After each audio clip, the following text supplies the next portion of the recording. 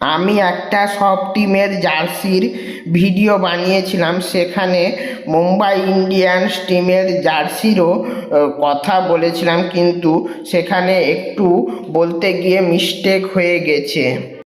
Mumbai Indians টিমের জার্সির বডিতে হালকা নীল থাকছে এবং হাতের কাছে গাঢ় নীল থাকছে, এবং তাদের জার্সিতে গোল্ডেন কালার টাচ থাকছে।